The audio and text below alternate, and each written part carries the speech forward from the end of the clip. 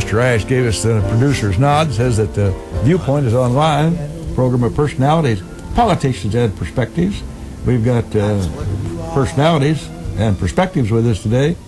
Nice to have a We're going to have a very nice political program today. Yes. And I'm looking forward to it, I for one. And I know it's dear to your heart, Bill. Well, thousands upon thousands that have that kind of feeling.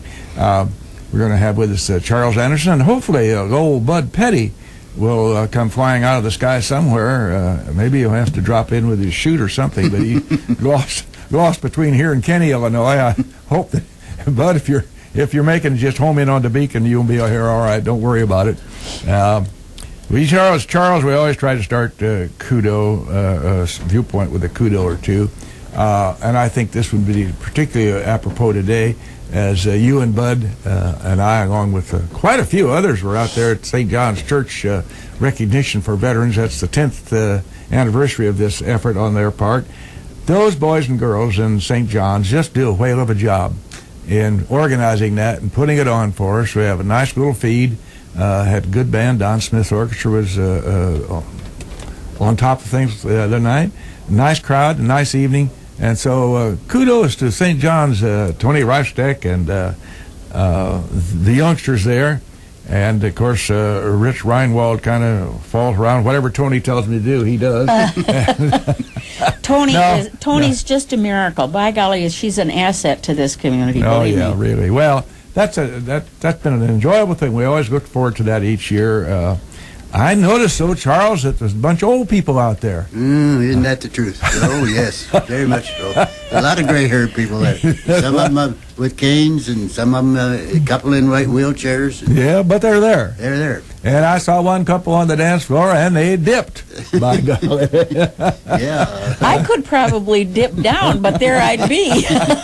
Getting up is a secret. My down's pretty good, but my up's just shot. I would, at Mrs. Gossett's behest, and on behalf of the Go Vision group here, you go there, Charles. The Go Vision group that meets I thought I had seen you there when I took Gene there. This is for those who have some sight problems. And, well, I'm glad I didn't see you there. That's a good thing. I'm too. Yeah, I'm very happy about that. I've had eye trouble, but I didn't. Anyway, they're having a meeting on November the 14th, once again at the Lincoln Christian Church. This is a support group for folks who have sight impairments. And it's a great thing, so I would remind you that November the 14th, 1 to 2 p.m., the Lincoln Christian Church, they're going to have the Low Vision Support Group meeting. So those folks who are impacted that way, it's a great problem, a great thing for them to help them solve their problem. You had something you wanted to. Please, yes. And thank you. Well, if you've heard this ad nauseum, I apologize. On the other hand, there may be somebody who missed it, and at the risk of them becoming frightened to death at 1 o'clock this afternoon, I'd like to remind you that on November 9th, that be today, at 1300 hours, FEMA and the FCC will be conducting the first ever nationwide test of the emergency alert system. It's anticipated that the test will last up to 3 minutes 30 seconds to complete and will encompass all broadcast, television, radio, cable, and satellite radio systems. Since this is the first time all TV, radio, cable, etc. will conduct the test at the same time and for this length of time, it's very possible the public may be confused if it's a test or a real occurring event. That being the case, our 911 centers may experience increased calls during this period, along with calls and inquiries to our local police departments and sheriff offices during the test. Please alert any communication centers in your area of this upcoming test. That last little comment isn't for any of us. They already know. However, that's at 1 o'clock today, and it'll be about 3 minutes and 30 seconds, so don't be concerned. It is a test. The latest addendum to that, it will not be 3 minutes. It will be about 30 seconds. Oh, we've knocked off 3 minutes and left over the 30 seconds? Don't call 911. Yeah, that's what I heard this morning. It's not going to be 3 minutes. It's going to be 30 seconds. So, well, they've shortened that right down, didn't they? Well, we have Charles Anderson with us this morning, and hopefully Bud Petty will be here. Bud's a friend of ours from... I don't have any old friends, Charles. I have friends of long standing. I have no old friends. Bud is a friend of long standing, and I hope he can make it. Our purpose in having Charles and Bud with us is they recently took the honor flight. And for the benefit of those who might not have been too aware, some kind of hide under a blanket once in a while. The honor flight has been going on for a long time now. It takes veterans of World War II out to Washington free of charge. They tour all of Washington and see the monuments, and they bring them back. And it's a real neat program. Unfortunately for us, we're dying at the rate of maybe 1,000 or 1,200 a day in this country, and so they're working through our ranks, and happily they will pick up the Koreans, and then after they get through the Korean veterans, they'll get to the guys who really should get an accolade, and those boys, the Vietnam veterans. So, Charles, welcome. We're glad to have you, and Mr. Petty did make it in. By golly, he's right here with his band. Good morning, Lowell. How are you this morning, sir? Come in and sit down, and we will proceed from here. You'll have to share the mic there, Bud. Yeah, you guys can share the mic there. Let's start with Charles first.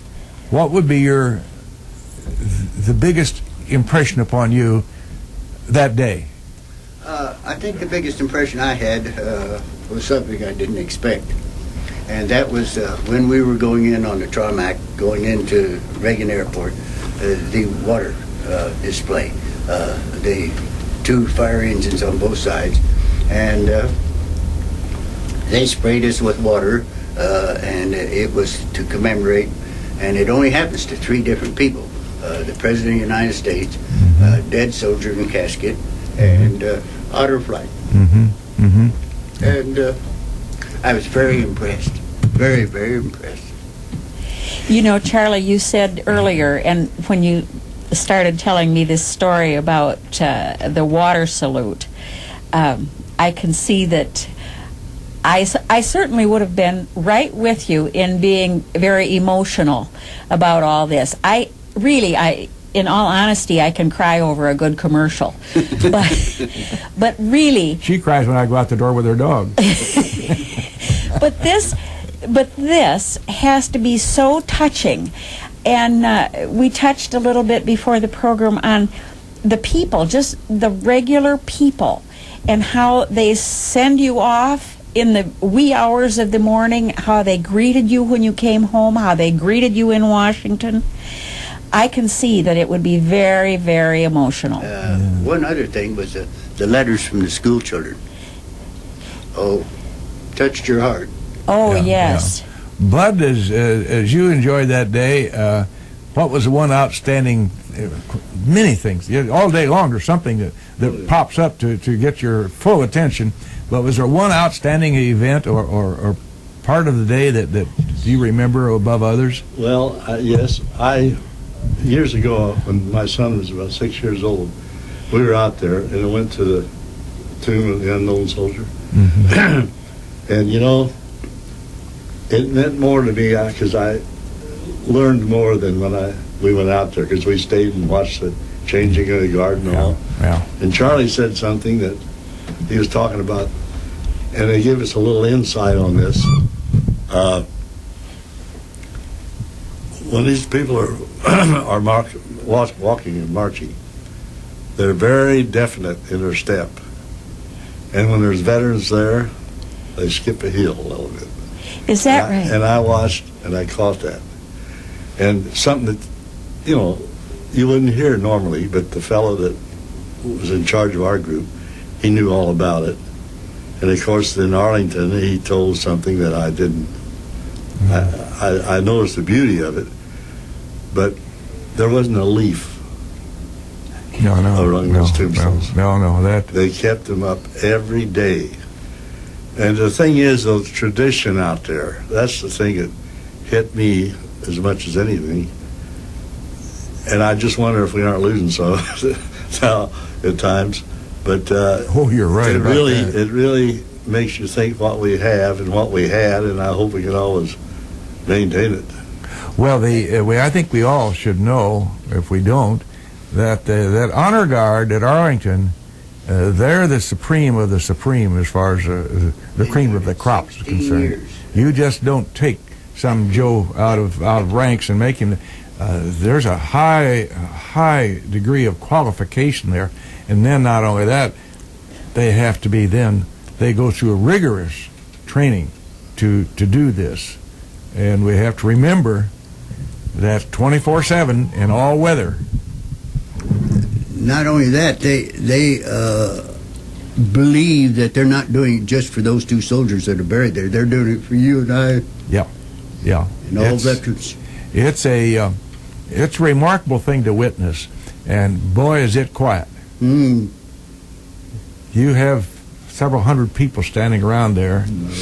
You can't hear anything except the commands given, and they're given loud and clear, not in a theatrical way, but in a professional way. I don't know whether you had the opportunity, but one of the gentlemen who is a sergeant of that group came out and talked to us after it was all over. Oh, no. Uh-huh. And he spent time, shook hands with all of us, and told us what his tradition was and why he was there, and the whole scheme of the whole thing. Yeah. And they've been doing it for 17 years, this one particular outfit. Is that right? Mm-hmm. And they're hoping to continue.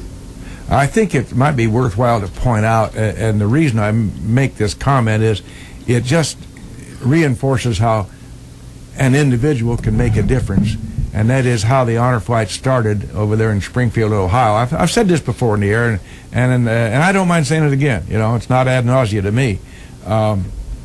This doctor was seeing this patient who was a veteran, and it was right at the time of the completion of the World War II memorial, which Bob Dole was so deeply involved in. And by the way, I sent that. I don't think it was Bob Dole's signature, but anyway, I sent a note of appreciation, and I got a note back from the Dole office, so I can say it's Bob Dole's signature or not. I'm not saving it for anything, but anyway, the point being that this doctor realized that this veteran his patient was not going to get to go out there, and this doctor owned a plane, and he and 3 other guys owned planes, and the 4 of them got this thing together, and they started out with 7 veterans going out there, and that was the beginning of the honor flight situation, which is now the country over. And on a given day, there may be 3 or 4 or 5, maybe even 6 planes coming in from all over the country. We met a group from Kentucky and Lower Ohio the day we were there. Well, the thing that I keep talking about is, where do they get these people who are there to receive us with such a warm reception? You know, if we drive to Springfield, it's not a big deal to get out of your car and go into the terminal. Going into Washington, D.C., that's got to be a project. You know, you have to really want to do that. When we got off the plane, there was a man playing the Battle Hymn of the Republic. Oh, my. Mm-hmm. Yeah, Speaking of emotional. And they have these people in there that are there to meet every plane. And that's the thing that just boggles my mind. But you know, this honor guard, those guys live a regimented life. Oh, they do. I don't think they're allowed to drink alcohol. Is that right? I read a summary of what they did, and you wouldn't believe it. And I said, you know, guys that age, they don't do it all their life, but they do it for several years. Oh, it's a strict thing they're into. Well, they are the squarest to the square and the fairest to the fair. There's certainly no doubt about that. If everybody in government was like that. His man was a colored gentleman, and he was just as straight as a straight. Ramrod. Mm-hmm. Mm-hmm. It seems to me that the common thread through this whole thing is respect. Oh, yes. Respect for the flag, respect for the veterans, respect for the people who are in Arlington. As I looked at the people who were there, I know that every one of them would volunteer tomorrow if he could. Mm-hmm. I tell you a quick side story, and I'm going to repeat something I've said before, but politicians being what they are and who they are, I was standing there talking to Chuck Grassley, the senator from Iowa, and small talk and so forth, he being kind and so forth. And all of a sudden he realized that I was from Illinois. and not from Iowa. And he said to his aide, "Where in the hell are those guys from Iowa?" And he walked off to me. I got stepped on his toes. It was so funny and so obvious. I laughed about it. Some people could have been insulted, but I thought it was really funny.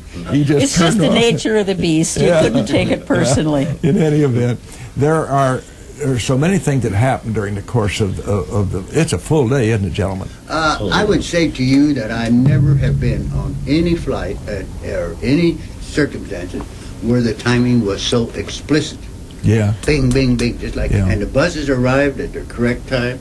They let us out at the correct time, and we stayed there at each individual event, and they came and picked us up and took us to the next one, and it was just complete clockwork, wasn't it? Now, on your flight, you had more wheelchairs than they normally have, and I mention this simply because of the fact that if those out there who might think that they are not capable of going, and I urge you, if you're a World War II veteran, if you haven't signed up for this, please do, and we know how to do that for you. Wheelchairs are available on each and every coach, and your group had about 40-some plus wheelchairs, and that's quite a few. You wouldn't even know it. Mm-hmm. No. You wouldn't even know it. They handled them so well. The mentors took care of the men, and the people took care of the wheelchairs, and each wheelchair fit right underneath the bus, and as they brought the men out, they put them in wheelchairs. And Slick as can be, isn't it? Who were regular walking people, so to speak. You never even had any problems, any way, shape, or form with the wheelchairs. I was so enthused with their caregivers part of the program that I volunteered to be a caregiver afterward, and they told me I was too old. Well, the truth of the matter is, I could not help anybody in a wheelchair. So they have to be in pretty good physical condition. The thing that I was impressed with is the fact that there was a health giver on each bus. Yes. There was at least a registered nurse on each bus. As far as I know, there was not any casualties or any sickness in any way, shape, or form that they were required. But they were there. They were there on the bus. And if you needed them, they were willing to help you. And the lady who was in charge of our bus, it was her sister who was with her, and they had a chat between them, and kept the conversation going. And they were very wonderfully prepared to keep us entertained while we were on the bus and everything. It's a long day for old gaffers, isn't it? Oh, You have to be at that airport by 5:30, and things are pretty well, as you suggested, Charles, earlier. It's a well-oiled machine, even though you're there at that hour. We get on that plane in due course and take off on schedule, and when you land in Washington, they're really right on the numbers as far as timing is concerned. And when you start up that tunnel going into the terminal, and you start hearing this applause begin to rise in a crescendo, you think, what is this? And the first thing you step out into this and you see all of this, and you're just overwhelmed. Yeah. Have people, as I say, they make an effort to get to the terminal. And there are a lot of folks that are welcoming you who are maybe in between flights, and they gather them over there and tell them what's going on. Farther up the line, there were 6 men singing a cappella. Is that right? That was the West Point. West Point cadets? They weren't in uniform. They call them the West Point Choir. Oh, I didn't see. know that. They announced it. That's the West Point. And I thought, well, they do were they good. mean West Point? They would be in uniform. Well, not necessarily. Well, they just volunteered to do it. They looked like they were middle-aged gentlemen. They were, and there were 6 of them. They were good. And they were good. Oh boy. Well, when you get back to Springfield, you can't imagine that many people in central Illinois. They literally packed that terminal. Is that right? 500 people. Yeah, literally packed that terminal. Little fellers. Oh yes, yeah. People bring their children out to see that. And they all got a little flag, Bill was so impressed when he'd gone on the honor flight with the fact that a mother had come up to him out of the crowd with her little child and said, "May I take a picture of her with you as a veteran?" And of course she didn't know Bill, She didn't realize how good a man he was. And still, just because he represented veterans. And Bill was very impressed with that, weren't you, Bill? Yeah, that kind of topped my day off, actually. Now there's an event that takes place on the trip back that's it's pretty interesting. Bud, you want to tell us about mail call? Well, most of it was children, and everybody got a bundle of letters from school kids, adults. I don't know, a lot of my family sent them. I didn't know how they gathered that information, but it was something. You go through. It took me an hour to go through those letters, and from little kids. You just don't realize how many people care. You know, really. Well, mine had my sack had some mail from youngsters all over the country. Yeah. That was an amazing thing to me. Primarily from Edwardsville. I don't know how they do this, but they managed to get the word around. There's been a lot of thought put behind this. Oh, yeah. A lot of thought and a lot of effort. And our folks where I see, the only ones we know are the Land of Lincoln Otter Flight, but we have four other groups here in the state of Illinois. But the groups here, Ray Weedle is the chairman of this here in central Illinois, and Ray has now moved to St. Anne, Missouri, but he still is deeply involved in this operation here and comes back to make sure things go well.